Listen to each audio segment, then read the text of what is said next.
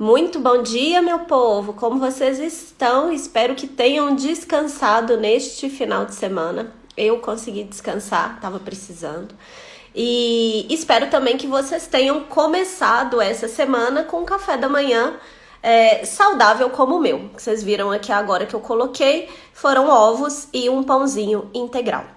Dito isso, hoje eu queria conversar com vocês sobre um assunto que aparece muito no consultório, é muito recorrente e às vezes as pessoas têm muitas dúvidas, que é a reposição de ferro, principalmente em mulheres saudáveis. Muitas pacientes chegam ao consultório com uma queixa, por exemplo, de um cabelo que tá caindo demais, mais do que o recomendado, uma unha que tá quebrando muito, parecendo um papelzinho, ela começa a descamar, tontura que vem do nada, um cansaço que não resolve, mesmo fazendo exercício, mesmo se alimentando corretamente e mesmo dormindo a quantidade de horas recomendada. Então, às vezes, nesses casos, a gente precisa começar a pesquisar se existe uma deficiência de ferro ou não.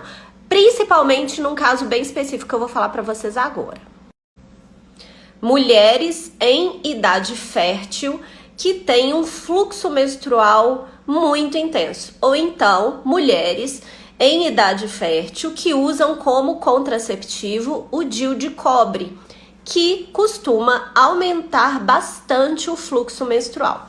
Então, quando a pessoa chega ao consultório com esse tipo de queixa, a gente já solicita alguns exames para a gente tentar ver se o motivo dessas queixas é realmente a deficiência de ferro.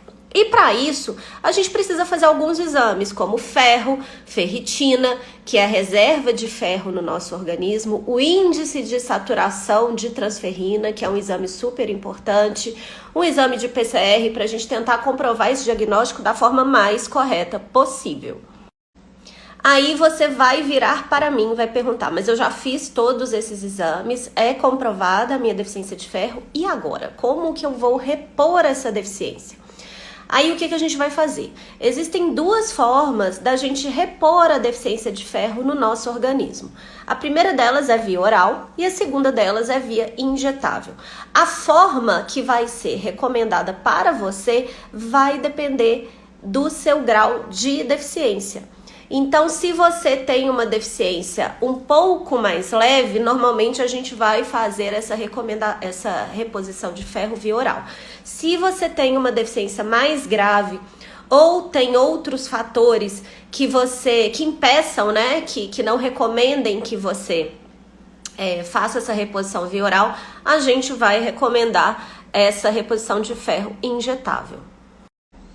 E é muito importante que, no caso de reposição de ferro injetável, é muito importante que você tenha também um acompanhamento médico de perto para a gente poder fazer uma dosagem ideal, verificar quanto tempo vai durar essa reposição e principalmente como será essa manutenção da suplementação de ferro após você atingir os níveis ideais. A gente vai suspender essa reposição de ferro, a gente vai tentar postergar essa reposição de ferro para recuperar suas reservas, que a gente verifica através do exame de ferritina, ou já deu tudo certo e a gente vai poder suspender e tentar regular o ferro somente via alimentação.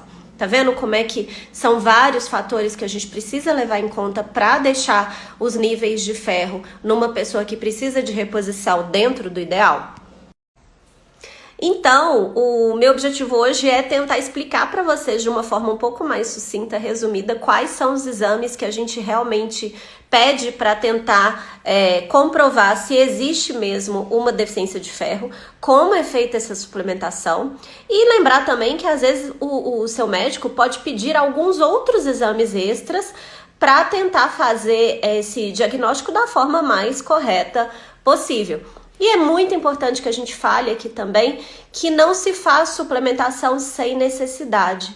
A suplementação de ferro em pessoas que estão com níveis ideais e que não têm necessidade de fazer suplementação pode ocasionar acúmulo de ferro nos seus órgãos e isso depois pode levar a um problema muito maior. Então, se você tem alguma dúvida se você precisa ou não de fazer suplementação de ferro, o ideal é consultar o seu nutricionista e o seu médico.